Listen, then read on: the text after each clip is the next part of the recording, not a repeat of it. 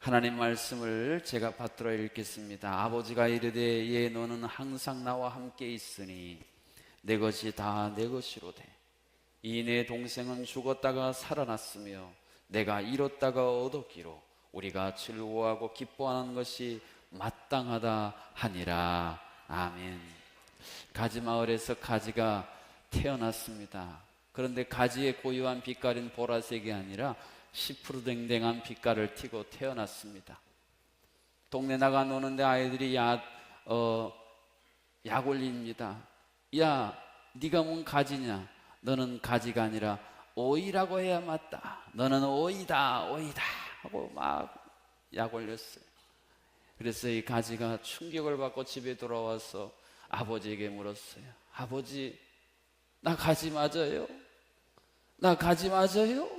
그랬더니 아버지가 들려준 대답을 듣고 억눌렸던 울음을 뻥 터뜨리고 말았습니다. 아버지가 뭐라고 대답했을까요? 아버지, 나 가지 맞아요? 오이야 내 새끼. 아버지가 말한 그 본래의 의도를 잘 못 알아차리고 계속 자기 생각에 빠져서 방황하는 아들, 그가 바로 누가복음 15장에 나오는 큰 아들입니다. 오늘 본문 32절 하반절이 들려주고 있는 것처럼 우리가 즐거워하고 기뻐하는 것이 마땅하다 하니라. 즐거워하고 기뻐하는 것이 마땅한 일인데 도무지 큰아들은 기뻐하고 즐거워할 수가 없었습니다. 기쁨은 고상하고 마음은 너무 불편했고 치밀어 오르는 화를 주체할 수가 없었습니다. 불안하고 초조한 고기압 전선이 형성되더니 마침내는 증오와 미움이라는 엄청난 태풍이 휘몰아치고 있기 때문에 기쁨과 즐거움이 그의 마음속에 피어오를 수가 없었던 것입니다. 지금 그의 머리는 온통 계산에 바쁩니다. 아니, 아버지 유산을 가지고 나가서 다 말아먹은 아들이 돌아왔으면 화를 내고 꾸중을 하고 야단쳐에 오른 아버지가 도리어 기뻐하고 즐거워하는 것을 보면서 온통 머릿속에 계산을 하기 시작합니다. 또 내 동생 저에게 얼마나 많은 돈을 아버지가 떼어주려고 저러는가, 이런 온통 생각으로 가득 차 있으니 이 큰아들의 마음, 기뻐하고 즐거워할 수 있는 여유의 공간이 존재하지 않았다라고 하는 것입니다. 그래서 끊임없이 동생의 잘못을 아버지에게 지적합니다. 아버지의 살림을 장녀들과 함께 삼켜버린 이 아들입니다. 그런데 어떻게 이런 아들을 용납할 수 있습니까? 통촉하시옵소서. 아버지는 이런 아들을 절대 받아들여서는 안 될 뿐 아니라 이 아들에게 단돈 10원도 다시 유산으로 떼어주는 데 있어서는 아니되옵나이다. 통촉하여 주옵소서. 아이들이, 큰아들이 보이지 않는 압력으로 지금 아버지를 향해 계속 메시지를 보내고 있으니 이 아들의 생각 속에 있는 이 아들이 누려야 할 기쁨을 다 잡아먹는 포식자처럼 또 얼마나 주시려고 저러시나, 온통 이 생각으로 가득 찬 이 큰아들의 마음속에는 기쁨과 즐거움이 움직일 만한 여유도 공간도 생각도 가질 수가 없었던 것입니다. 이러한 큰아들에게 진정한 기쁨을 회복시켜주기 위해 아버지는 어떠한 시도들을 행하고 계십니까? 오늘 31절 하반절에 보면 아버지가 큰아들에게 이렇게 이야기합니다. 내 것이 다 내 것이로되. 무슨 이야기일까요? 아버지는 이 큰아들이 아버지의 기쁨에 동참하기를 원했습니다. 아버지가 누리고 있는 이 기쁨에 이 아들이 동참하지 못하도록 만들고 있는 장애물들을 이 아버지가 걷어주고 싶었습니다. 그래서 이 동생을 향해서 기뻐하지 못하는, 견제만 하고 있는 이 아들의 이 엄청난 먹구름을 걷어주기 위해 이 아들로 하여금 안심할 수 있는 확신의 약속을 들려주고 있는 것입니다. 염려하지 말아라. 내 것 다 네 거다. 영어식으로 말하면 Don't worry, be happy. 너 그렇게 염려 안 해도 돼. 내게 다 네 건데 뭘 그렇게 염려하고 노심초사하고 있니? 그럴 게 아니라 나의 즐거움의 잔치에 함께 참석하거라. 아버지가 계속 약속을 들려주고 또 들려주고 있습니다. 한 걸음 더 나가서 오늘 32절 상반절이 들려주고 있는 것처럼 이 내 동생은 죽었다가 살아났으며 내가 잃었다가 얻었기 때문이다. 아버지 내가 왜 이렇게 기뻐하는지, 아버지 내가 왜 이렇게 즐거워하는지 그 이유를 네가 좀 알아줬으면 좋겠다.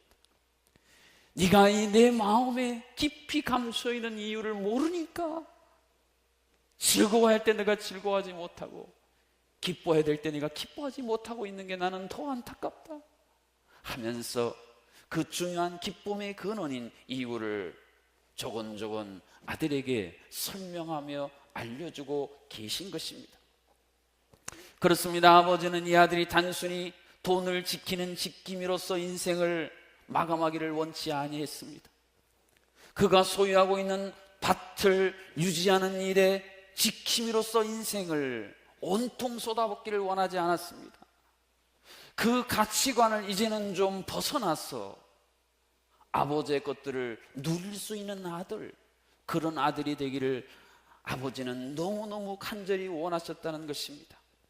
메마른 땅에 본물이 터져서 물이 충분히 공급되는 것처럼 기쁨이라는 것은 찾아볼 수 없는 이 아들의 메마른 그 심령 가운데 아버지가 공급해주는 진정한 기쁨의 본물이 이 아들 가운데 흐르기를, 아버지가 가지고 있는 가장 큰 기쁨을 이 아들에게 선물로 주기를 아버지는 간절히 원하고 계셨다는 것입니다.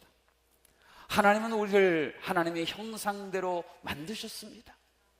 티끌 같은 흙에 불과한 우리를 빚으셔서 거기에 하나님의 생기를 불어넣으심으로 말미암아 우리가 세상에서 가장 고귀하고 가치 있는 하나님의 위대한 작품이 되도록 하실 만한 전능하신 하나님이셨습니다.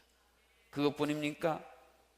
독생자를 우리를 위해 내어주실 만큼 우리 안에 있는 그 영혼을 다시 살리기를 원하시는, 영혼을 사랑하시는 그 위대한 사랑이 바로 우리가 오늘 예배하는 하나님의 속성 그 자체였다고 하는 것입니다. 그러므로 성경이 말하는 온전한 치유는 영혼을 바라볼 때에 우리 가운데 움직이기 시작합니다. 우리가 겉으로 보이는, 눈에 보이는 것뿐 아니라 영혼을 소중히 여기기 시작할 때에 우리 안에 치유의 씨앗이 비로소 싹트고 열매 맺기 시작하더라는 것입니다. 영혼이 잘 되는 것을 보고 기뻐하고, 영혼이 죽어가고 영혼이 삐뚤어져가는 것을 보며 가슴을 치며 아파할 수 있는 이 마음, 이 마음이 바로 아버지의 마음이고, 이 마음이 우리 안에 공유되기 시작할 때에 우리는 온전한 진정한 치유자로서 새롭게 태어날 수가 있는 것입니다. 요한 3서 2절 말씀에 보면 사랑하는 자여 내 영혼이 잘됨 같이, 내 영혼이 잘됨 같이 그것을 기뻐하고, 다른 게 다 잘돼도 영혼이 죽어가면, 영혼이 이루어져가면 그것 때문에 애끓는 심장을 가지고 살아가는 사람들, 이들이 바로 하나님 아버지의 자녀라고 하는 것입니다. 그런데 큰아들은 돈 때문에 이 영혼을 바라보는 눈을 잃어버렸습니다. 돈을 붙들고 돈을 유지해야 되고 내 눈에 앞에 보이는 밭대기들이 이 아들의 시선을 가려버렸어. 동생을 바라보는 영혼, 이 아버지의 기쁨을 그의 것으로 소유하지 못하고 살아가고 있더라는 것입니다. 죽어가는 영혼이 살아 아버지께로 돌아오는 이 위대한 기쁨을 함께 기뻐할 수 있는 사람들, 그들이 바로 하나님의 자녀요 성도인 우리들인 것입니다.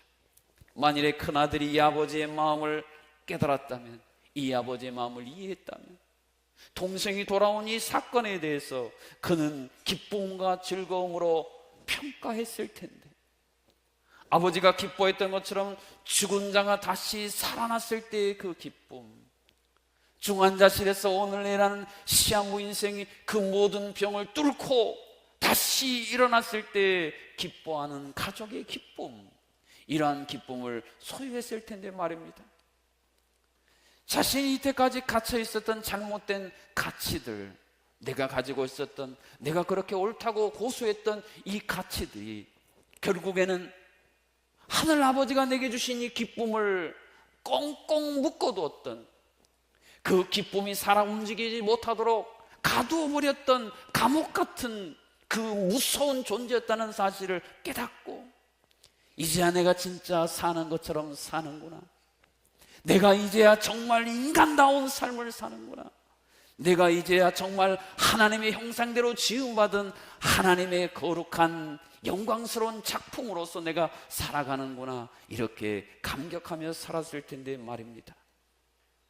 동생을 품어주는 그 아버지의 위대하고 놀라운 사랑, 그 위대하고 찬란한 영광스러운 기쁨에 둘러싸여 그 기쁨이 내 것이 되었다라고 하는 감격과 감사로 살았을 텐데 말입니다. 사랑하는 성도 여러분, 이 땅을 살아가는 하나님의 자녀인 우리들을 향해 하나님이 기쁨에 대해서 주신 교훈은 무엇입니까? 성경은 한치의 흐림도 없이 분명히 우리에게 들려줍니다. 항상 기뻐하라. 이것은 권면도 권유도 아니고 명령입니다. 우리가 하나님을 처음 만나고 하나님이 죽은 우리를 살려주셨을 때 우리의 그 깊은 곳에서 솟구쳐 올랐던 그 기쁨이 오늘 여러분 가운데 도대체 몇 %나 보존되고 유지되어 있으십니까? 하나님이 주셨던 그 놀라운 위대한 기쁨이 이제는 저 박물관에 갔어나야 찾아볼 수 있는 그저 과거의 한 추억으로 전락해버린 이 땅에 기쁨을 잃어버린 성도들, 교회들이 얼마나 많이 존재하고 있습니까? 영혼, 사랑, 기쁨, 이것에 대해서 하나님이 가르쳐 주신 하나님의 계산법은 그저 하나의 이론에 불과한 것이고, 정작 내 삶을 주관하는 내 모든 감정들은 세상이 가르쳐준 세상의 계산법에 따라 그것을 실제처럼 여기며 살아가고 있지는 않으십니까? 우리의 기쁨의 대상으로 우리에게 주신 소중한 사람들, 그들을 우리는 기쁨의 근원으로 함께 바라보지 못하고 도리어 불평하고 지적하고 탄원하는 대상으로 삼기에 분주한 우리의 입과 손이 되어버리지는 않았습니까? 그로 인해 깨진 유리를 보면 우리 얼굴이 흉측하게 일그러져 보이는 것처럼 모든 것들이 다 깨어져 버렸어.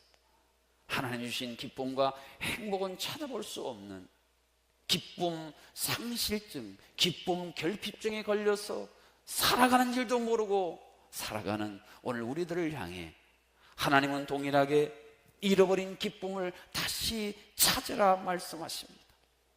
나는 너희들이 정말 기뻐하는 삶을 살기를 원한다. 내가 주는 기쁨, 세상에 줄 수 없는 그 기쁨, 그것을 너희들이 누리면서 살아가기를 나는 정말 원한다. 메말라버린 샘이 다시 터지듯, 저 아프리카 대륙에서 샘물 하나가 터지면 온 마을이 축제로 기뻐하는 것처럼 너희들 안에, 너희 가정 안에, 너희들 교회 안에 이 기쁨의 우물이 다시 파지고 솟아나기를 원한다. 하나님은 오늘 이 시간 우리에게 말씀하고 계십니다. 구약성경, 신약성경 동일하게 하나님의 자녀인 우리를 향해 갖고 계시는 하나님의 마음이요 태도는 우리를 초청하신다는 것입니다. 하나님은 이 기쁨의 위대한 잔치에 우리를 계속 초청하십니다. 와라, 돈 없이 값 없이 와라, 와서 포도주와 젖을 사는 기쁨을 누리거라. 수고하고 무거운 짐진 인생들아, 내게로 와라. 내게로 오면 세상에 줄 수 없는 기쁨을, 그 기쁨 안에서 너희들이 참된 쉼을 누릴 수 있도록 내가 너희들에게 그렇게 해줄 것이다. 그러니 오너라. 하나님은 늘 초청하고 계십니다. 이 초청을 뿌리치지 말고 내가 너희들을 위해 준비한 이 모든 것을 마음껏 누리기를 하나님 오늘도 이 시간에도 우리에게 여전히 말씀하고 계십니다. 그리고 왜 우리가 기뻐할 수 있는지, 왜 우리가 기뻐하는 기쁨은 세상이 기뻐하는 것과는 다른 차원의 것인지를 하나님은 계속 우리에게 교훈하시고 깨닫게 해주고 계십니다. 어린 자녀 가운데에 이 시력이 말입니다, 사실을 갖게 되면요, 그거 부모님이 교정시켜 주려고 얼마나 애를 씁니까? 하나님도 하나님의 자녀인 우리들이 어느 순간 우리의 시선이 말입니다, 하나님이 보라고 하시는 것이 아닌 엉뚱한 것들을 보는 영적인 사시가 생기기 시작했습니다. 우리의 생각, 우리의 가치관이 삐뚤어지기를 시작했습니다. 하나님이 지금 이것을 다시 올바르게 하기 위해, 다시 교정시키기 위해 오늘도 여러분 안에 끊임없이 말씀하시고 여러분의 마음의 문을 지금도 두드리고 계십니다. 통장에 돈이 좀 있으면 기쁨이 있고, 통장에 돈이 없고 마이너스로 전락해버리면 기쁨을 잃어버리는 소유에 따라 기쁨이 오락가락하는 이런 기쁨 말고, 내가 처한 상황과 형편이 어떠하든지 변치 않는 기쁨, 요동치지 않는 이 기쁨을, 이 가장 큰 기쁨을 하나님이 오늘 우리들에게 안겨주고 싶어 하십니다. 하나님은 우리를 이 땅에 대리자로 세우셨습니다. 하나님 나라의 그 위대한 기쁨이 무엇인지를 세상은 알 수 없기 때문에 하나님이 세우신 기쁨의 사자인 우리를 통해 이 세상에 이 기쁨을 맛보여주고 싶으셨어요. 하나님이 주시는 진정한 치유를 경험한 사람만이 이 기쁨을 소유할 수 있고 이 기쁨을 세상에 전파할 수가 있습니다. 초대교회 성도들은 그 어마무시한 박해 속에서도 기뻐했습니다. 사도 바울은 옥중에 갇혔으면서도 기뻐하라, 기뻐하라, 기뻐하라, 이 어마어마한 울림이 도대체 기뻐할 것이 없는 저 사람들이 무엇 때문에 저렇게 기뻐하고 기뻐하라고 말하는 것인가 세상 사람들은 궁금했습니다. 그래서 그 기쁨의 원인을 향해 나아오다가 그들도 이 하나님의 거룩한 기쁨에 감염되어 예수 그리스도의 위대한 천국잔치에 동참할 수 있었던 것입니다. 사랑하는 성도 여러분, 세상이 주는 그 알량한 기쁨, 세상이 보장하는 그 일시적인 기쁨에 현혹되어서 어느 때까지 하나님이 주시는 이 진정한 가장 큰 기쁨을 외면한 채로 그렇게 살아가시겠습니까? 지은은 보물지도와 같다라고 비유해 볼 수 있겠습니다. 그저 아무것도 아닌 종이짝인 줄 알고 방치하고 살았는데 어느 날 자세히 보니 보물이 묻혀있는 지도가 있는 거예요. 어제 보았던 똑같은 종인데 오늘은 달라 보입니다. 보면 볼수록 기쁨의 미소가 온 마음과 온 얼굴에 가득합니다. 설레는 마음으로 내가 이 보물만 찾으면 내 미래는 찬란하게 변화될 것이라는 기대감을 갖게 만드는 보물지도처럼 오늘 하나님께서 우리 안에 감추어 두신 이 하나님의 위대한 기쁨을 우리가 발견하는 그 순간, 하나님이 영혼을 바라보는 그 동일한 마음으로 우리가 내 영혼과 내 주변의 사람들의 영혼을 바라보는 눈이 뜨이는 그 순간 우리는 하늘의 위대한 보물을 소유한 영적인 진정한 부자가 될 수 있는 것입니다. 하나님이 우리의 죽은 영혼을 다시 살리신 것보다 더 큰 보화가 어디에 있습니까? 죽어가는 영혼을 다시 살려서 아버지의 품으로 인도하는 자에게 주실 하늘의 영원한 상급보다 더 영원하고 가치 있는 상급이 어디 있겠습니까? 이전에는 누리지 못했던 폭포수처럼 쏟아지는 엉떡폭포가 비가 안 오면 메마른 폭포지만 억수 같은 비가 오면 아시아의 손꼽을 만한 엄청난 폭포수가 쏟아지는 것처럼 메마른 우리의 마음에, 우리의 가정에, 우리 교회 가운데 하나님은 이 위대한 하늘의 기쁨을 폭포수처럼 부어주고 싶어 하십니다. 이러한 하나님의 기쁨을 맛본 사람들, 그들은 인생과 시련에 대해서 새로운 평가와 시도를 하기 시작합니다. 제가 몇 주 전에 영어 예배부에 스티브 목사님 부부와 함께 식당에서 식사를 하는데 저쪽에서 어린아이가 또박또박 걸어오더니 영어로 스티브 목사님에게 뭐라고 말을 걸더라고요. 근데 그 아이가 말을 걸고 영어로 대화하면서 크게 기뻐하더라고요. 아마 영어를 막 배우기 시작해서 외국 사람 보이니까 아마 영어로 말을 해보고 싶었던 거예요. 그렇습니다. 영어를 못하는 사람은 외국인을 보면 두렵지만 영어를 하여 말이 되는 사람은 외국인을 보면 가서 대화하고 싶고 그것이 기쁨이 되는 것처럼 하나님이 주시는 기쁨을 맛볼 수 있는 사람, 맛본 사람들은 내 인생의 시련과 환난에 대해서 대하는 태도가 달라지기 시작한다는 것입니다. 하나님이 우리에게 약속하신 주시는 기쁨이 그저 동화 속에 내와는 상관없는 먼 이야기가 아니라 오늘 바로 지금 이 시간 내가 누릴 수 있는 그 실체적인 기쁨을 하나님은 우리들에게 친히 허락해 주십니다.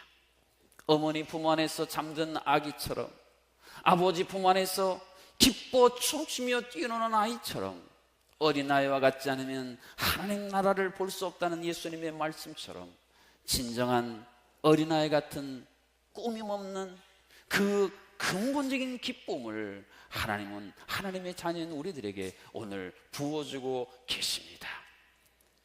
여러 주간 우리는 누가복음 15장에 나오는 멀리 떠난 탕자, 아버지 곁에 있는 더 큰 탕자 이야기를 살펴보았습니다. 말씀을 듣는 동안 어떤 성도님들은 먼 나라로 헛된 유산을 꿈꿨던 둘째 아들 같은 자신의 모습을 발견하고 내가 하늘과 아버지께 죄를 지었사오니 가슴을 찢고 회개하는 자녀들도 있었고, 아버지 곁에 있으나 아버지의 생각과 전혀 다른 내 생각만을 고집했던 더 큰 탕자인 큰아들이 바로 나였습니다. 아버지와 하늘에 내가 죄를 지었사오니 가슴을 치며 회개하는 자녀들도 있고, 여전히 그런 이야기들이 나와는 아무런 상관도 없는 것처럼 또 한 번 스쳐 지나가는 안타까운 분들도 계실지 모르겠습니다. 오늘 이 치유 시리즈의 마지막 설교 이 시간에도 하나님은 여러분을 하나님이 준비하신 이 위대한 치유에 동참하기를 지금도 간절히 원하고 계십니다. 어떻게 우리가 이 하나님의 치유를 맛보고 그것을 내 것으로 삼을 수 있을까요? 오늘 설교 본문이 우리에게 말해주는 것처럼 소중한 유산, 내가 정말 갖기를 원하는 소중한 유산, 하나님이 내게 주신다고 말할 때에 하나님이 정말 내게 주기를 원하는 가장 소중한 유산이 무엇인가를 우리가 바르게 깨닫고 바르게 고백할 수 있을 때 우리는 하나님의 진정한 치유에 동참할 수가 있습니다. 오늘 누가복음 15장의 이 마지막 결론적인 내용, 죽어가는 영혼이 살아남을 기뻐할 수 있는 사람, 죽어가는 영혼을 보고 안타깝게 눈물 흘릴 수 있는 그 사람, 이것이야말로 오늘 아버지가 내 것이다, 내 것이다 라고 말씀했던 이 아버지가 정말 주고 싶었던 가장 소중한 유산이었던 것입니다. 죄인 하나가 회개하고 돌아올 때에 어떤 일이 일어날지 예수님이 이런 비유를 들려주지 않았습니까? 하늘에서 잔치가 벌어진다.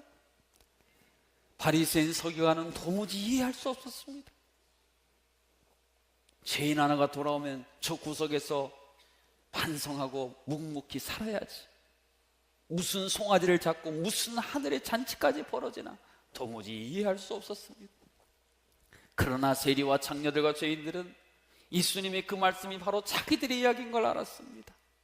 아, 우리 같은 자가 회개하고 돌아왔는데 하나님은 천국에서 잔치까지 벌려주시는구나.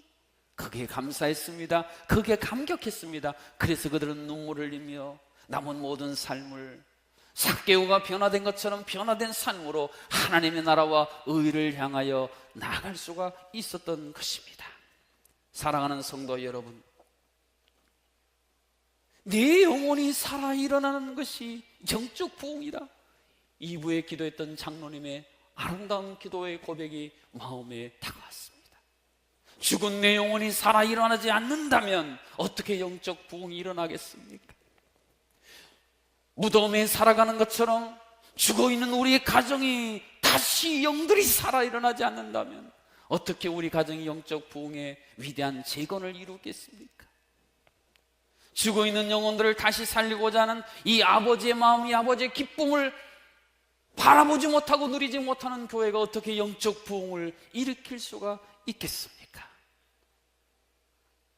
하나님 아버지는 오늘도 우리에게 이 하나님의 위대한 치유, 정말 누리고 살아야 할 진정한 기쁨을 누리지 못하고 살아가는 우리가 다시 기쁨의 소유자가 되기를 도전하고 계십니다. 하나님이 주시는 이 영혼에 대한 이 마음, 이 애끓는 마음을 우리가 마음속에 공유하지 못한다면 어떻게 하나님의 마음을 아는 자녀라고 감히 말을 할 수가 있겠습니까? 하나님이 주신 이 위대한 기쁨을 상속받지 못하고 살아가는 자녀들이 어찌 이 땅에 하나님의 나라와 영광을 위해 살아간다라고 공언하며 살아갈 수가 있겠습니까? 진정한 온전한 치유는 하나님이 바라보시는 것처럼 영혼을 바라보고 하나님이 생각하시는 것처럼 영혼을 소중히 여기는 사람들, 그들 안에 일하고 움직이는 것입니다. 진정한 즐거움, 진정한 기쁨, 이것을 누리는 것이